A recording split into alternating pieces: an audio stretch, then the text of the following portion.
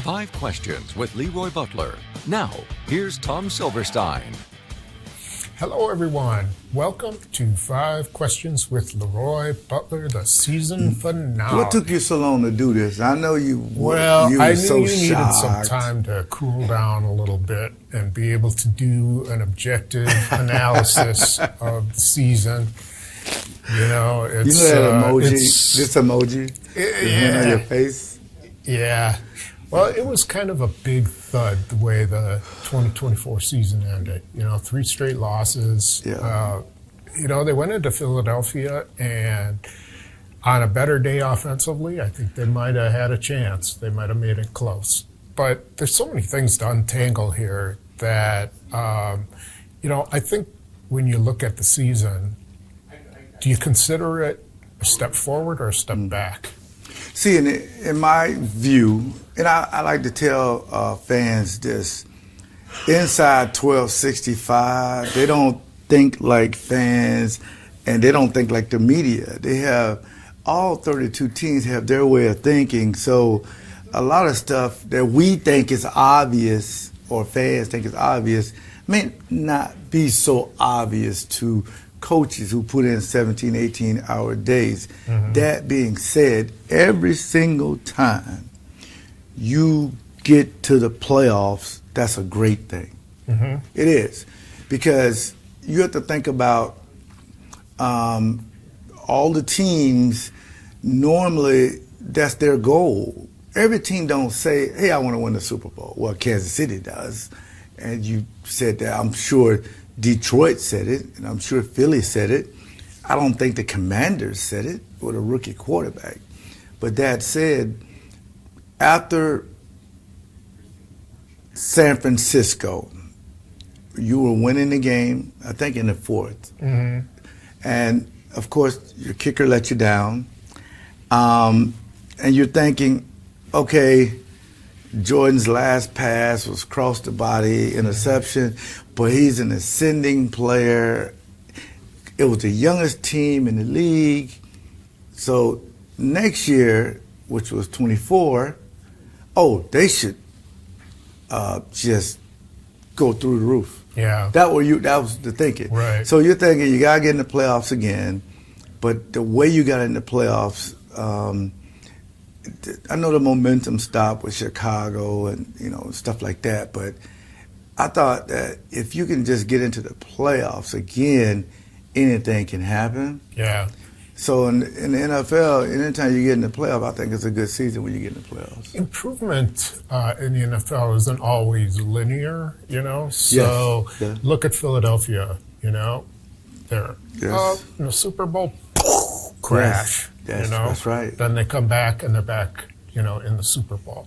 So and there were some changes. They lost both coordinators. Yep. And they had to get players and coaches. Picked up a generational player in Saquon Barkley and got a new defensive coordinator. And that's not unlike what the Packers have done. They picked up Jacobs. They got Jeff Hafley, who's, I think we can all agree, turn that defense around. Absolutely. I mean, they're the only team that's really held Saquon Barkley to, under 120 yards. Yeah. But, there's still a lot of things that have to happen for them offensively, I think, for them to get going. Is it a matter of, and this isn't just offense or defense, is it just a matter of adding impact players wherever you can? Or is it specific to where, certain areas that they have to add impact players? For instance, like if you added a great pass rusher all of a sudden, could that turn things around even if you don't improve your offense that much? That's a great question, but here's where that you like about Matt LaFleur is it's okay to disagree with his thinking of what he thinks. And here's where I disagree with him fundamentally. It is on the quarterback. Because I think coaches like to, yes, this is the ultimate team sports. But your quarterback carries, that's why you pay him so much. That's why they paid Dak Prescott $60 million.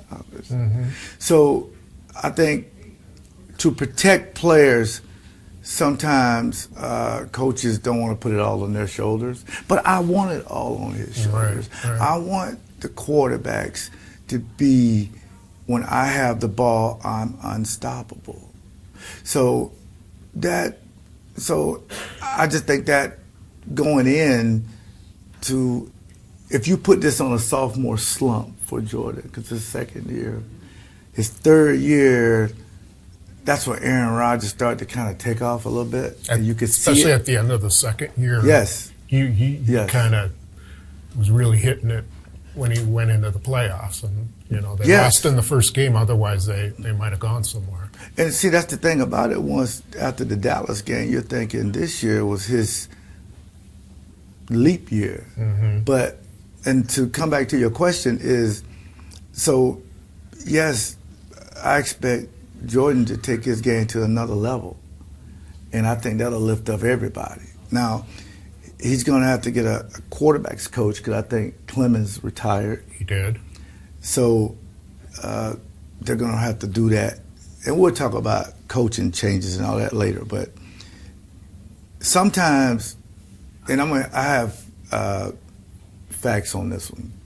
I think I was a pretty decent player before number 92 came to town. When Reggie White came to town, and you can remember that energy. Yeah, that changed a lot. Gilbert Brown, Sentinel Dodson, Sean Jones. That elevated me to one day having a chance to get into the Hall of Fame. Because it just took my game to another level, because they had to get rid of this ball. They had to do all this stuff for Reggie. Yeah. Sean Jones takes over games. Gilbert makes sure I was clean. I mean, we had a collective group, so adding impact players does help. That's why having Xavier really helps. Right. I mean, the guy's first team All-Pro. Yeah. And, of course, we talk about Josh Jacobs. So, but I got a question for you. Every free agent they've had, let's go since the Smith brothers. I couldn't predict any of them. I didn't predict the Smith brothers. I said they should go out and get this. We had radio show. They should go get this guy. Yeah. I didn't see any of these guys coming. I didn't see Xavier. I didn't see Josh Jacobs. Right. So I think Gutekunst, and I don't have discussions with him about personnel, but he'll spend some money. I think he if will. it's somebody that they want. The problem is, I don't know that there's a ton of impact players available. I think he sort of made it seem like they don't need a wide receiver, but that could be throwing people off. They do, simply because Christian Watson's not going to be ready until mid-November, and they really missed him. I really do think that he was starting to be that impact type guy. Now, not consistently, but when he did make a play, it was an impact play. I don't know how they're going to replace that. Do you think they wanted one of the other younger guys, the Romeo Dobbs or the Wickses, to just, as one of my favorite rappers would say, female rapper, pop off the plastic and be brand new? Yeah. I mean, because that's how when this guy's gone. I remember when Sterling Sharp hurt his neck. Who's the next guy? That was exactly what I was just going to say. Who was the next guy? So Antonio Freeman was like, thank you. Well, Robert Brooks was like, thank you. Like he was being held back, and then all of a sudden, he Brooks exploded. took off. I mean, and that's what I think the coaches wanted. They did. When but they didn't get it. When you lead the team, lead the NFL in drops. Yeah, close to it.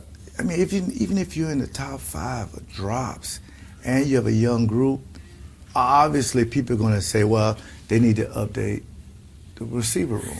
Yeah, this is where it's really complicated. Okay. So you have 32 drops, which is just that's unconscionable. That's just crazy. That's averaging 2 a game, give or take. Yeah. 1.8. I did a study that showed that on the 30 series in which they had a drop,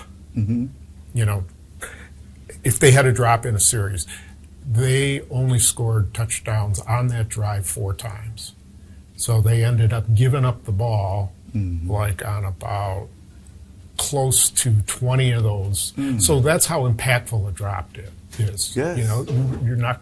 It's hard to score a touchdown when you have a drop on a play. Now, did you get that from Ben, Janet's son, or you really put some work in? I put some work into that. Okay, all right. Now, I believe you. if you factor in Jordan Love's inaccuracies, I think then some of those drops were, both guys' fault. Yes. Then if you factor in the times that Love was rushed or pressured, then that impacts that. So I think it's all kind of like woven together, and they just have to be better in all areas. I don't think one guy is going to turn their season around. I think they got to find, like on offense, they got to find an Edgerrin Cooper, a 2nd-round pick, or an Evan Williams. They got to add multiple guys that are going to improve the cause the cream to kind of go to the top. I don't know what you think about that. No, that's amazing. Here's what I would have did, but again, this Monday morning, 3-week quarterback. When Watson goes down, I'm calling Tucker Kraft into my office and say, you better get in the best shape of your life. You're going to get 10 to 12 targets a game. Right. Brock Bowers, man, that guy had so many catches in Vegas, and the kid McBride with Arizona, they're on bad teams, but that's where the ball's going. Yeah. And because it seemed like they have more area to operate, and it seemed like they want to get the ball a little bit more outside. So it does put pressure on your receivers, And he was hoping. I think in a perfect world they wanted Reed to be that guy. Yeah. I think he can be, but they use him so much that I think he kind of wore down at the end of the year. He's in motion all the time. Yes. He's on punt returns. He's just used, and he's not a huge guy. Yeah. But let's talk about that Tucker Kraft issue. So they use him to chip defensive ends quite a bit. More and more, as we've shown in X's and O's, those ends line up really wide. And so it helps to have a tight end who will knock them off course. But I don't think we saw him split out much, like Travis Kelce or Brock Bowers, where you can isolate him on a tight end.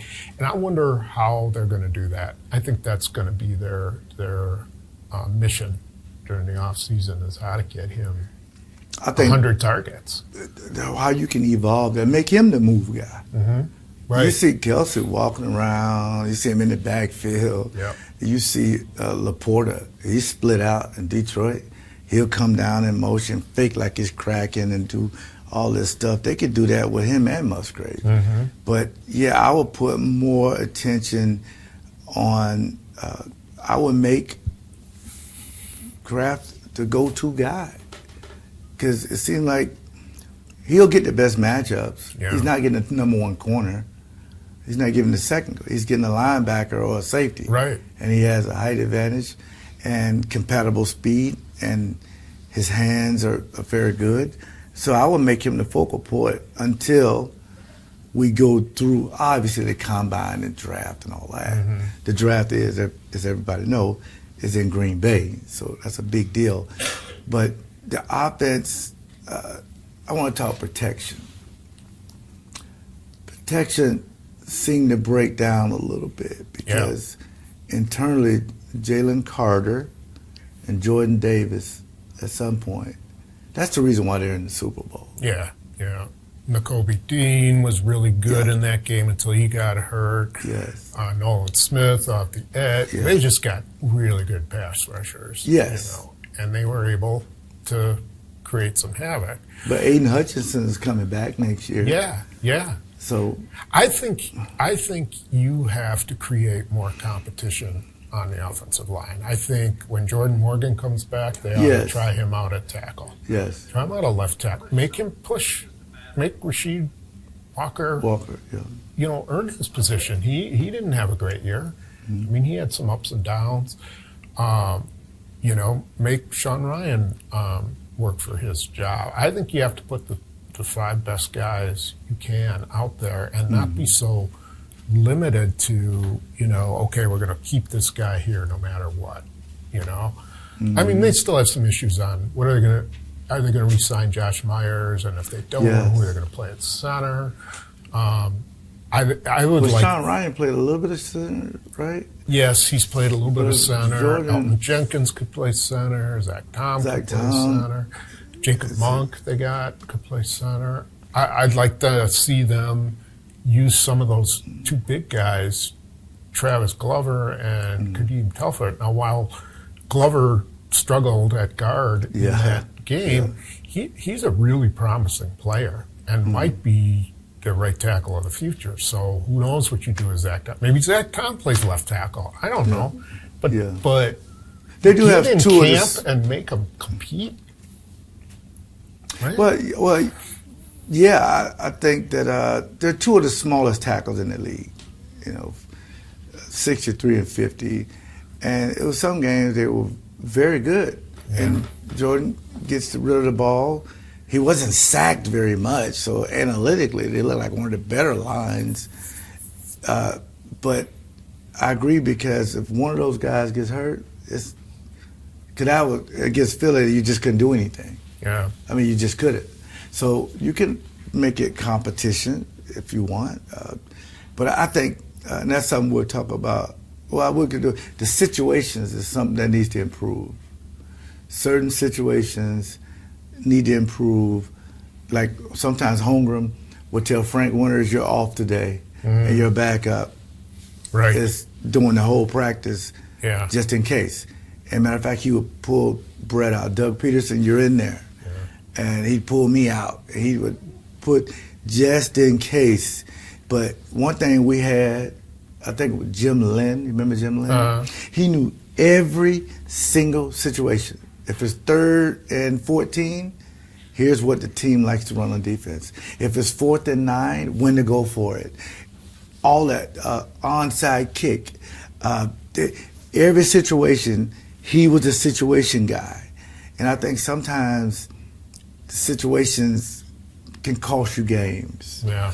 And and they weren't always good in situations. Yeah. Well, let's talk about coaching then. Okay. So they've had a little bit of turnover. We know that Tom Clements retired. They fired Jason Rebrovich, their defensive line coach, which I kind of saw coming. Oh, I didn't see that. Tell me a little bit about that. I think they underachieved. I think they are a better defensive line than they played. I think they have more talent than the production they gave, and sometimes I think it comes down to how you practice, what you're teaching these guys, all that kind of stuff. Different voice. Yeah, and so I do. Yeah, I think they need a different voice. Now he hasn't replaced them yet. We'll see. Didn't they want to replace him with some guy, but he went somewhere else? They've interviewed a bunch of guys. 2 of them have taken jobs elsewhere. That doesn't mean they were the top candidates. I got you. Okay. Then Tom Clements retired, and they need to replace him. Now they have hired Luke Getsy to be a senior offensive assistant. I don't know what that is. Yeah, I don't know. We'll find out. Does that make him the quarterback coach? No. I think they're going to hire a quarterbacks coach. And I don't know how that's going to work. I really don't. I don't know if Getsy and Sean Mannion, who was added last year, the former NFL quarterback, whether they're going to split the time with Love. I do think they need to get Love back on track with fundamentals, footwork, all that. I think they need to get kind of strict with him on that. And I don't know what he does. I know he has a guy in the off season that he works with. Yeah. I don't know. So that's paramount. Your quarterback's coach, because he'll spend more time with you than the coordinator and the head coach become set. But one thing I hope Matt doesn't do is bring somebody in and give that guy play calling duties. That's a bad move. I don't think that's a good idea either. That's a bad move. In my opinion, that's a bad I always thought that was a mistake with Mike McCarthy when he gave it up to. That's what these guys do. They play. They call plays. Yes. That's what got them to the position they're in. Yes. And that's something they shouldn't give up. Now, I just wonder how they are going to, improve, given that they're not really making a lot of changes on offense. How it's going to be up to LaFleur to figure out, okay, what did they not accomplish on the practice field to be ready for some of these games, because they weren't. Yeah, I think because, and the reason why that's a fair question, the offense looks different with Malik than it does with Jordan. Mm-hmm. Jordan throws more, Malik runs more. Mm-hmm. Jordan is going to have to run more, and Malik, when he's in there, he's going to have to throw. 100%. I agree with you with Love. Yes. Yep. You got to run and slide. That's all we're seeing in the NFL now. Yes. If you can't run with all the different defenses, just playing man coverage, too deep, keeping the safeties way back, you got to be able to run with the ball. Yes. And I think LaFleur made reference to that at the end. He said he thinks that maybe they need to work on the scramble drill more often in practice, so the receivers know what to do. Yep. That was a big thing for McCarthy and Rodgers. Oh, yeah. I mean, they worked on that constantly. Yes. In fact, in training camp, he would say, okay, don't throw it. We're going to scramble mode here. Or he would encourage Rodgers to do that. And I think LaFleur might have to do that with LaFleur. Well, it's a weapon. And because you don't want him taking sacks, which he does a good job getting off the spot. Yeah. But Jordan got to, before we move to the defense, I got to stay here. Joey has to run more and trust that he can make the throws. Because there's some throws he didn't make that for whatever reason. Yeah. And I don't understand that one. That he didn't step into. Yeah, it just tried off. The accuracy was just off. Yeah. He They gotta missed 3 figure that games, out. right? He missed 3 games. And he cut the interceptions out. But to throw 3, wasn't it 3 against Philly? Yeah. And then throwing it in a crowd. I mean, go back to the checkdowns and stuff like that. That's why it's always good, Tom. I'm going to tell you what really got under my skin when I saw Emmitt Smith holding up that trophy. One of my best friends. When I saw Deion Sanders holding up that trophy. Then you know what? I started watching Darren Woodson and Merton Hanks. Okay, I'm studying these guys. And when I got back in the offseason, I had to change my game. I had to keep up with the Joneses. Yeah. Because whatever you call, I'm going to make it work.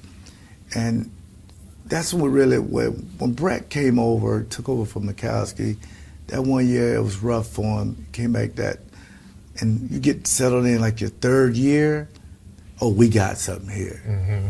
So hopefully, but the offense needs to evolve now. They got to take something from some of these other teams or something you see, implement it and work on it, because now teams kind of know what's going on. Yeah. Another development is we found out that special teams coach Rich Bisaccia is going to be here for 2 more years. He got a contract extension. Now, he was going into his final year of his deal, from what I understand, and I don't think any assistant coach wants to be in his final year. No one wants if he's to be not lined up. if he doesn't have an intention on retiring. So they gave him another year, and I think LaFleur values him way more than the fans do. The fans are very down on him. What are your thoughts on what they've done on special teams and what his role is with the team? Special team has been a struggle. Couldn't get the kicking thing right for a while. First play of the game against Philly, turned the ball over. And of course, wherever I go, people talk about the Chicago punt return. I bet you I had 50 emails and calls when they saw they extended them. They were shocked. Like, wait a minute. Special team was horrible. I mean, they did this, but it's just the stability of trying to just, because some teams do think they can fire their way or not extend their way out of coaches unless it's somebody you're pinpointing. So I wasn't surprised they extended him, but the kicking has to be better. Well, they fixed that. Well, with is he coming McManus. back? I would think they'll find a way to, get him. He wouldn't back. have got out of the locker room if it was me. Yeah, the punting was solid. Solid's a good word. The coverage Their units coverage were, units were outstanding. Yeah, Their I mean, kickoff coverage was number 2 in the NFL. and that's where all the guys are. 56 is on that team. 45 is out there. Yeah. They got a lot of guys out there. Kick return was okay. It was, I believe it was 9th in the league. I think, I'm not like a big apologist or anything like that. Yeah. I think you have to look at, okay, what is coach caused mistakes and which is player caused mistakes. Yeah. Keyshawn Nixon taking the ball out 8 yards deep in the season opener against Philadelphia with 27 seconds left, that's a coaching error. He should have been told, do not take it out, no matter what. Yeah. Keyshawn Nixon fumbling on the first play of the playoff game, that's a player error. Yes, absolutely. There's a guy who missed a block. Yeah. Fitzpatrick whiffed on a block, and I don't think Bisaccia can be held to that, unless he would have played someone else there. The Bears thing, punt return, that's on Bisaccia. 100%. Right? Yeah. Narveson missing all those field goals in the early going, that's not on the coach. I don't think that's on the coach. If you recommend you keep him, it's on the coach. Well, we don't know. We don't know if that was but- Gutekunst. Gutekunst makes those decisions. I understand. So, But I don't know. He's your guy. Yeah. But you also get credit for saying McManus. Because there was a lot of controversy, how you got it. McManus, what happened off the field. But the guy missed, I think, 2 kicks since he's been here. Yeah, he was won a 20 or 22 game. and made all his extra points. So, Yeah. I think it's, I think you have to then look at, okay, what other role does he play on the team? Bisaccia I'm talking about. Yes.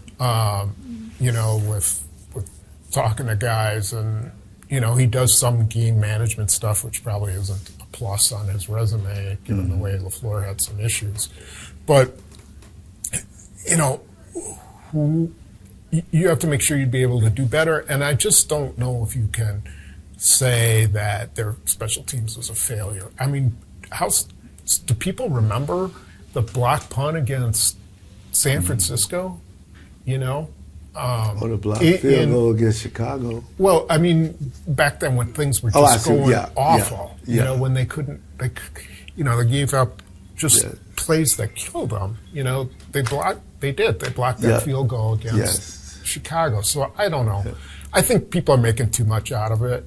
I don't know if it's the right decision, whether they could have done better. Oh, that's the first thing fans bring up is special teams. Yeah. Because they assume the offense defense may have a downtime, but special team, they expect them to be flawless. But nobody's special teams is perfect. I mean, I don't know. I think we'll find out next year whether it was the right move or not. I'm just never in favor of knee-jerk reaction. Me neither. firings. I don't really like that. For proven guys. Yeah, I think it guys. sends a bad message to your locker room. Yeah. Because all the players love him. Yeah. And I think he's a good assistant head coach, too, to have. I actually thought, I'm actually shocked he didn't get more calls to be head coach for head interviews. coach, yeah. And so we'll see. We'll see whether that plays out. I know the fans are against it, and Yes. they got a bitter taste in their mouth from that Eagles game, and Yes. no question about that. You can understand that for sure. Rest of the off-season will be interesting. Well, Jaire, people want to know about Jaire. Yeah, what do you think? So that's among the decisions. So if we have to pick some decisions that they have to make, let's say Jaire Alexander, what do you do with him? Josh Myers, do you sign him or do you let him go in free agency? What do you do in free agency? Is there someone you target? Or position. Yeah, a position you target. Trades. These are all the things that are going to be coming up very shortly. Yes. Let's go to Jaire. What do you think they should do there? Well, me personally, I always want a guy, if I have nobody like him. They have nobody like him when he's healthy. So here's where you can do one of these incentive-based contracts, because there's no guaranteed money. But you can go to him and say, listen, you could possibly make 17, 18 million, but we'll give you a base salary, maybe 9 million. But every week that you are healthy or active, we'll give you $500,000. So you can probably make up to 17, 18 million if you're healthy. Now, the agent won't like that. And he won't either. No, of course not. I'm not sure he'll do it. No, he probably won't, because once he's healthy, other team may throw a lot of money at him. And you also have to look at, you save $6 million by releasing him. So, but it seems like there's a disconnect and then there's a connect. It's a disconnect, then there's a connect. They got to stay connected, because if they do the incentive-laden deal that I'm talking about, it'll be somewhat of a rework extension type that you can maybe save money under the cap. But I don't think his agent, I don't know who his agent is. His agent is like, we're not doing it.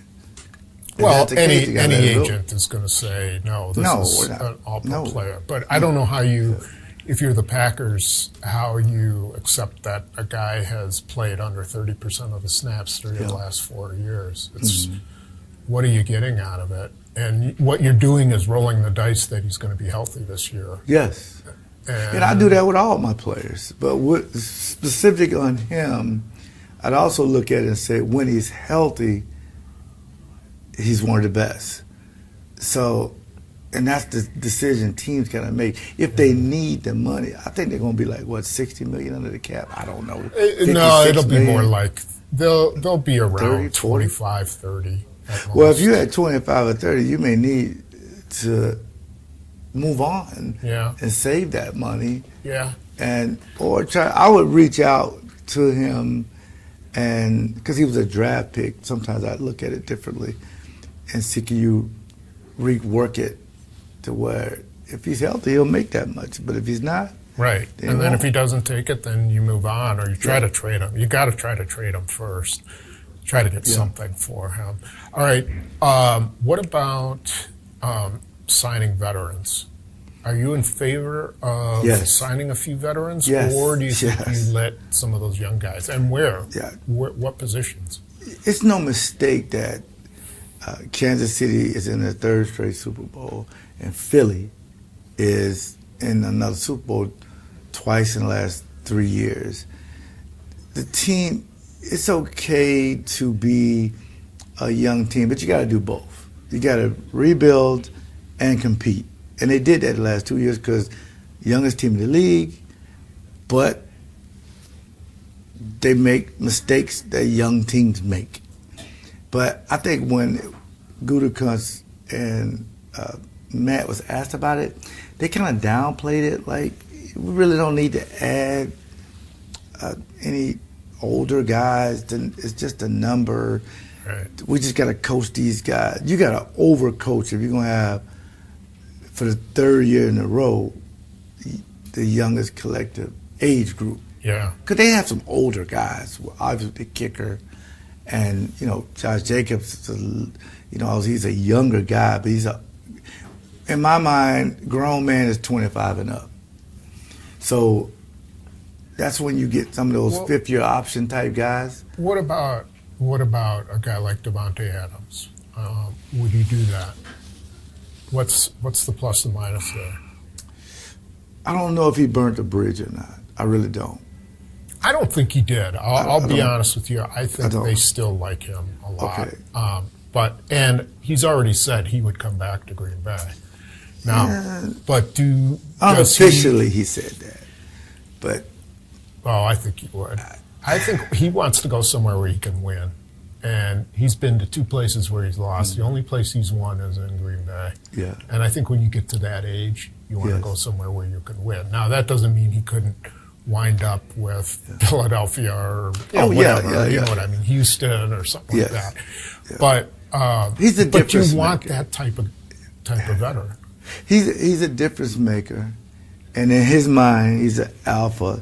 So when he walks in, he's gonna want all the young guys to look up to him. Yeah. If they won't, then it may be a problem. They're smart. They better watch his practice habits. Yes, but I also think that LaFleur said something that he don't like the fact that one guy is so target heavy. Right. But to me, when you have a guy like that tilts the field, anytime you move him or line him up, that, because how old is he? Would he be 31? 30, and the guy he keeps himself in great shape, but that's too obvious. And then the money comes into it, because he doesn't have no guaranteed money, but if they cut him, then he's a free agent. Yeah, so I don't think they're going to trade for him unless they can get him for a 7th round pick or something like that. But if he's a free agent, then they can negotiate the deal. But some team may pay him a lot of money. But the T. Higgins thing, I don't think is going to happen. That'll be $30 million. $30 million a year. Yeah, I don't think that's going to happen. But DeAndre Hopkins type guy, it helped the Chiefs for a few games until they word the kid got rolling. Yeah. But just having a veteran sometimes, and they did that before. They've had veterans in the locker room. It just didn't pan out.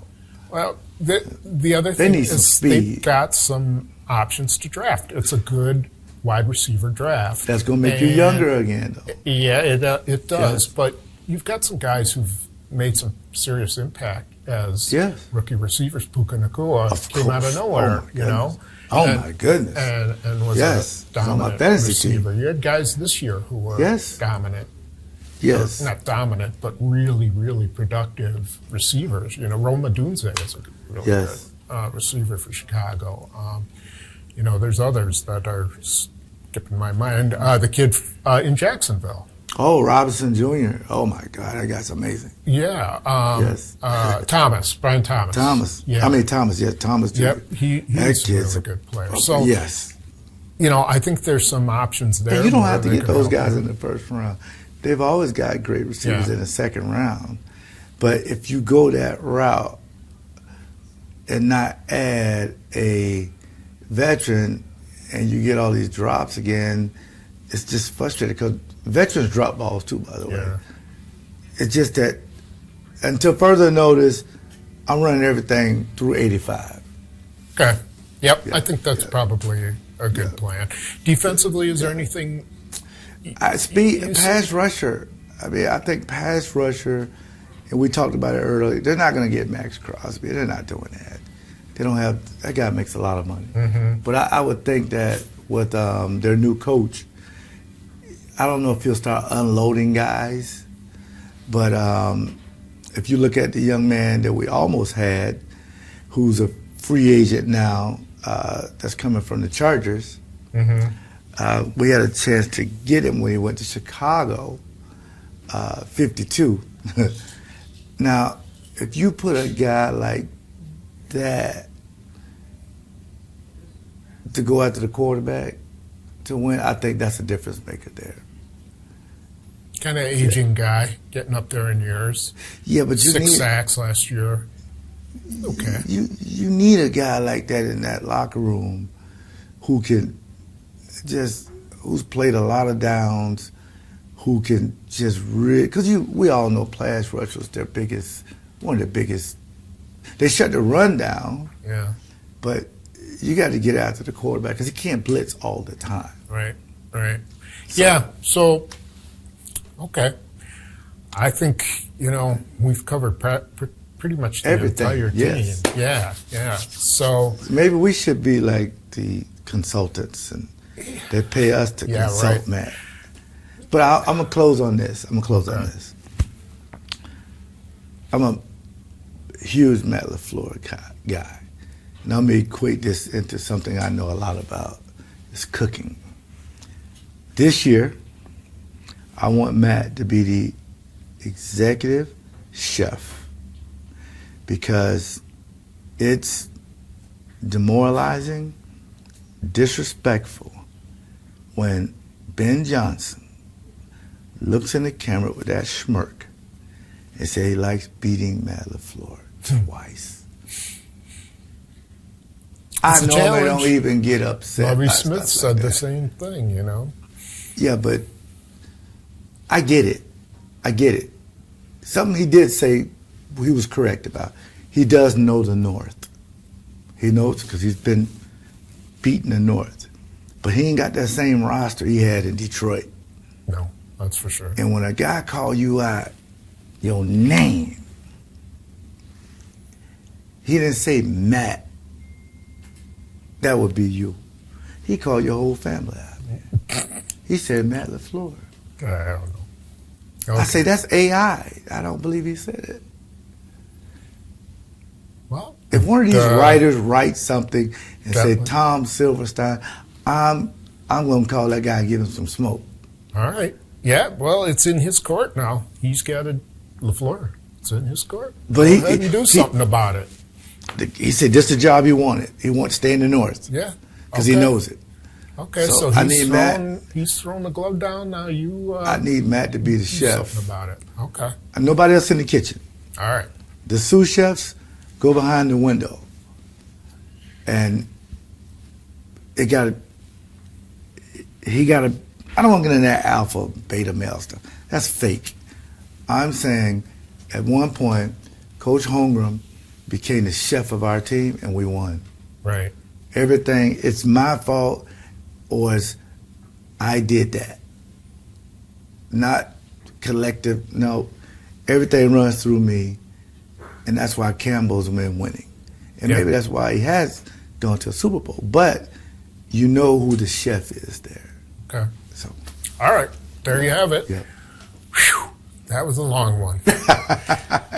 We made the people wait, 3 weeks? Yeah, a couple things to keep abreast of, and you can do that through JS Online and Packers News as future of the more coaching hirings, the NFL combines, scouting combines coming up. I might go to the combine this year. Okay. I may go to the combine. Of course, I'll be at the draft. I will be there in case you do go. Yes. So, before you leave, you want to thank anybody? I want to thank the fans, man. We've had hundreds of thousands of views and probably up to millions. Well, thank you for the fans that make it such a fun year. Please go to LeRoyButlerInc.com. I'm on a speaker's tour. You want to hire me to speak. And I want to say this show wouldn't even be nowhere near it if it wasn't for Bill. Bill, to me, is spectacular, and he helps us with everything. He's the best producer, director ever. I mean, I love the guy mostly because some of my ideas, he's like, yes. So that helps. All right. So Bill's awesome. So anybody can make you look good as that's a right. magician.